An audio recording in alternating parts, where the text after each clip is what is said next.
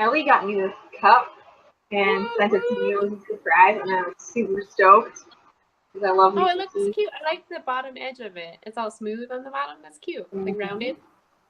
It's green on the inside, and I put it on my little. I love it. I'm Sam. I'm Ellie. Welcome to Bread, Heels, and Babies, where two best friends discuss the vagaries and asshattery of life.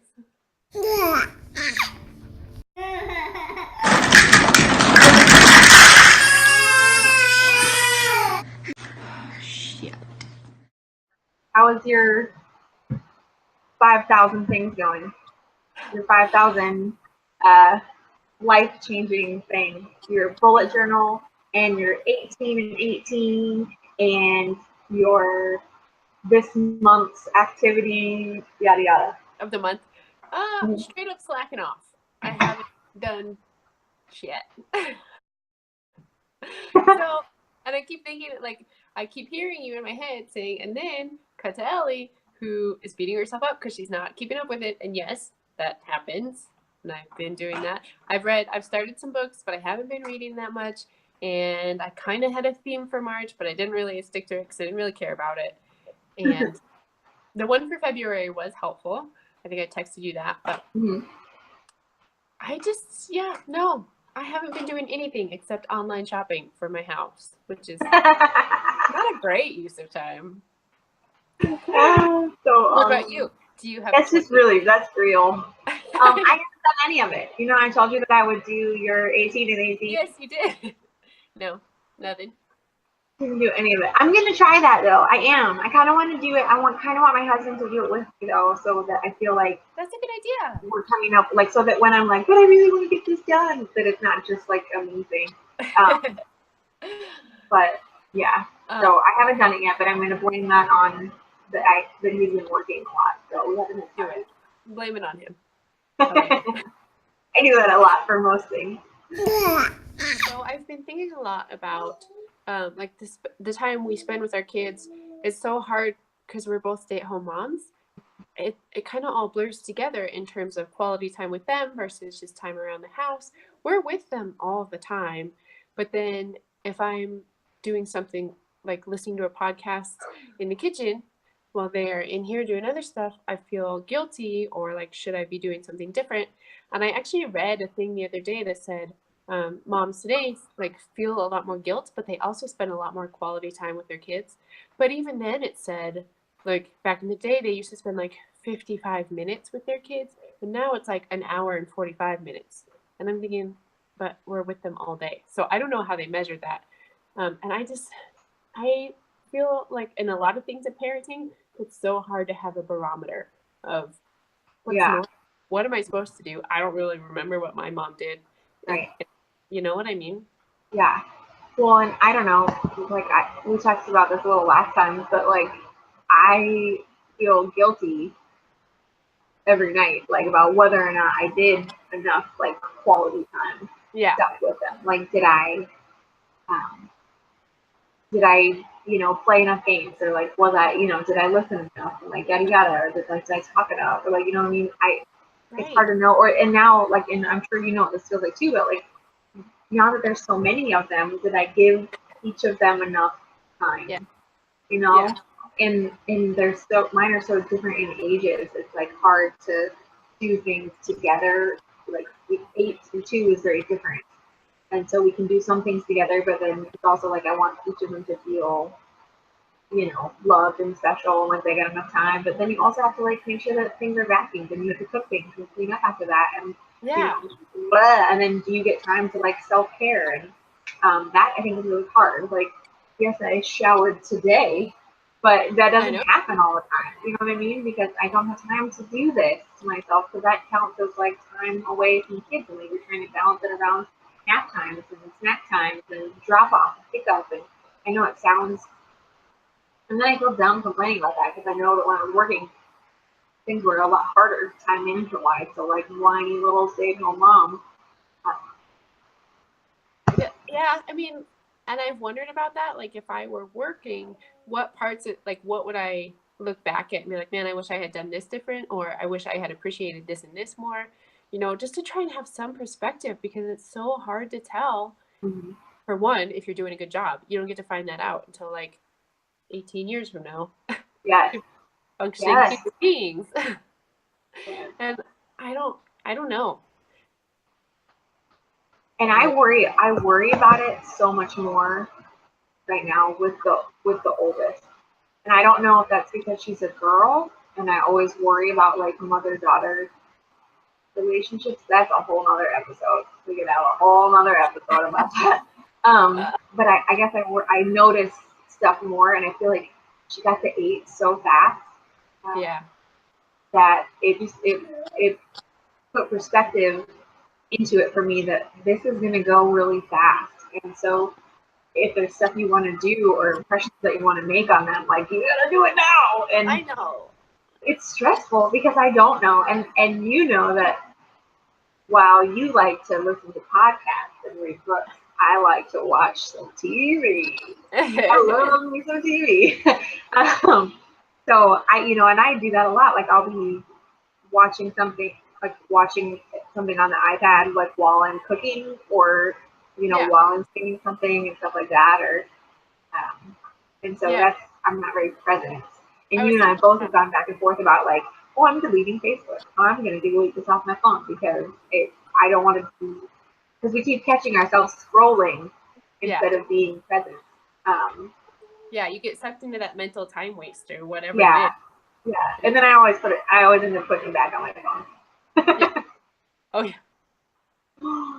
Always. Yeah, I feel like, and there's something to that. Like if I listen to podcasts while I clean a lot because it helps me get stuff done. But also, I'll just go sit in my room with the big pretty windows and like sit on my bed and like play solitaire and listen to podcasts. Yeah.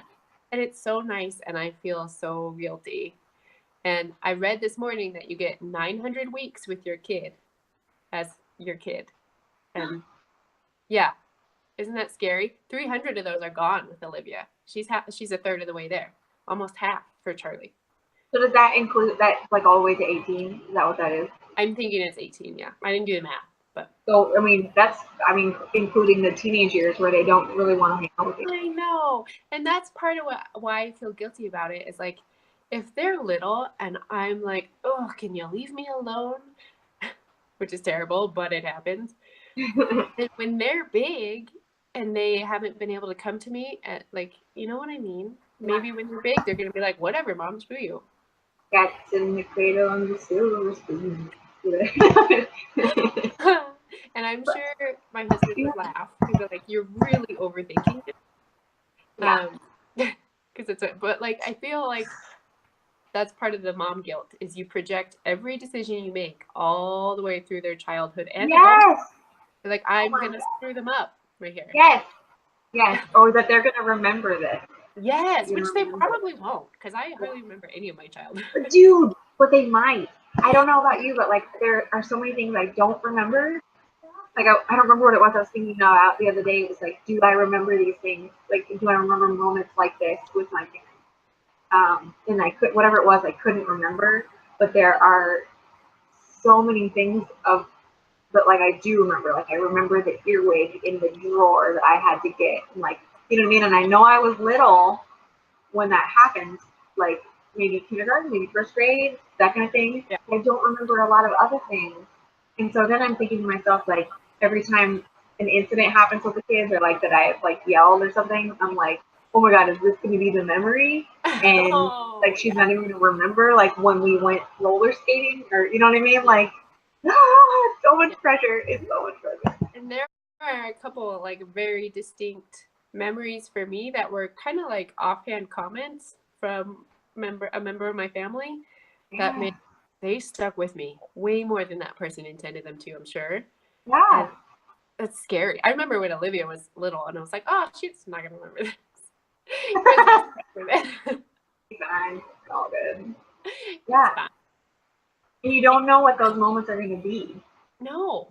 So all these times that we spent, oh my God, it's a whole nother episode. We're going to do a whole episode about like how we talk to the girls and how we like comment about them and how, because I know you and I have talked before about being like years ago about being really conscientious. And then that movie where it's like, you're kind, you're wonderful, you're the, like, all these things other than just saying you're pretty.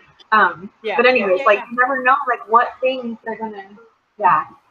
So to circle back to your point about what the time balance should be with them, I think we're just, well, at least you and I are destined to feel guilty about it, and I think we probably feel guiltier about it than we should, right? Like, because you need to have time where it's okay for you to go sit into your room and play solitaire and, like, be a human being. Because yes, we only get, what did you say, 900 weeks? But you also, that's also 900 weeks of your life. And then think about how old you're going to be when that's over. Like, do you want it, like, do you want to have been a person too? Or are you just defined by being a mom? Not that sitting on your bed playing solitaire is also defining you. Like, like, I'm a person. Yeah, but that is a good point. And it's good for kids to see that their parents have a life and are real people, you know? Mm-hmm. And I think that's good for kids, for the world to not always revolve around them. I want to, and this is part of my, like, bullet journal resolution obsession, but I want, like, if I want a system. Like, if I could just do this every day, and I know probably the answer is like 15 minutes of one-on-one time with each kid every day, and I've never been able to make that happen, you know? Yeah. And maybe that's too structured. Maybe you just got to take it when you can get it. And I'm too prone to, oh, this is what I was going to tell you this. Okay. I'm too prone to saying, no, not right now. Because I'm not good at, like, switching gears or multitasking with, like, a lot of stuff going on. Yeah. And I was raking a winter's worth of dog poop, and I was listening to the girls play, and they had this imagination game going on, and Bridgie would go, like, and then let's do this, and Olivia would be like, no, we're going to do it this way.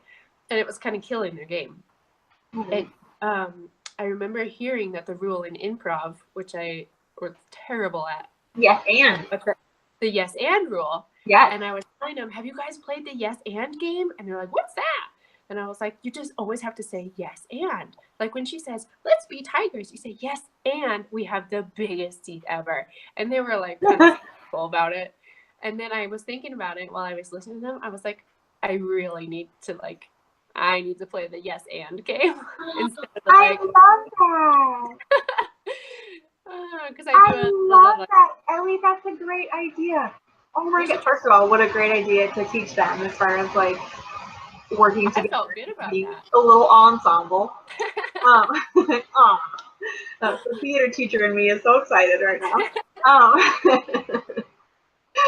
But I think let's try that. Let's let that be our way of dealing with that. Like, when we want to be, I mean, we can't say yes all the time, right? Because like, when the toddler wants to play Play-Doh, you know, while it's time to go to bed, like. Yeah. But then that video you sent me of, like, when you're about to scold your kid and they're like, I have thought about that so many times. It's the Neil Gaiman video where he's like, all kids are scientists. And if your kid's, like, Andrew likes to play in the dog water, which is gross, and I'm always scolding him, but part of me is like, there's a giant thing of water on the floor. Of course he wants to play with it, you know? Maybe I just let him run his tractors through it one day. He spilled some water, and I let him play with it for a while. Yeah.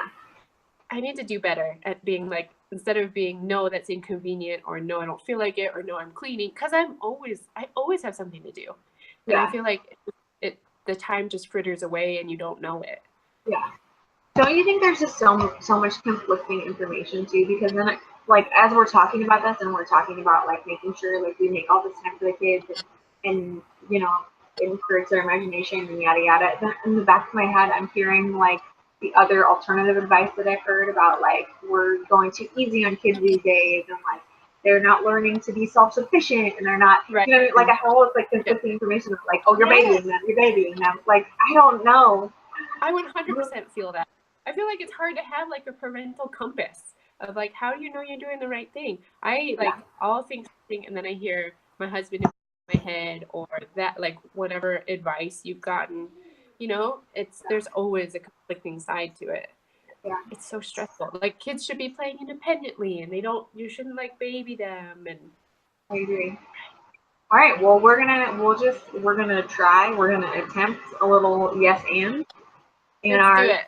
our momming lives, and we will, we'll check back and see how that goes. Maybe it'll be a shit show, and maybe it'll go well, and we'll circle back. The first week of April will be our yes and week. I like it. Okay, I like it. April Fools. Just kidding. No. Let's do our 30-second bitching out. But this time, let's actually keep it to 30 seconds. Ready, set, go. My bitching out this week is so easy. It's my goddamn dogs. You guys should know there's going to be profanity on this freaking podcast because we built them a fence when we moved to this house. And then we built a second fence to go around that fence. And then we dropped a shit ton of money on an invisible fence and they ate it. And now they're still escaping and they were gone all night last night. And I thought they were dead or the cops were going to show up at my house again, which they have done before for the dogs. I don't know. I don't know what to do with them. Plus the lovely layer of guilt because if I would walk them or play with them or... Time. Damn it. Did you have a timer? I just counted in my head. Okay, like 1001? Yeah. Okay. Are you ready? I do the Mississippi. I do it Mississippi, but whatever. What Mississippi? Oh, I snorted. Your 30-second timer starts now. Go bitch. Okay, so I'm going to talk about postpartum hair.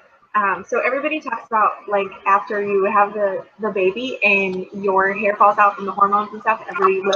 And if moms are watching, they already know, but I don't need to explain it. But I forget every time. Third baby, you'd think I would remember that when I'm balding and it's like postpartum, that like, duh, it's going to be okay. Every time I think I'm going bald. And it's coming back. We're on, middle of the 6th month. So look at all this hair that's coming back, which is great. But I want you to think about what this looked like when all of these little hairs were not there. It was like so bald. And now it also looks really funny because it looks like what's happening here? Like I did it on purpose. And I can't wear it in a ponytail yet, so because it like gets really. Thanks for watching this episode of Red Heels and Babies. You can check back for new episodes every other week on our YouTube channel. See you next time. You gotta keep up.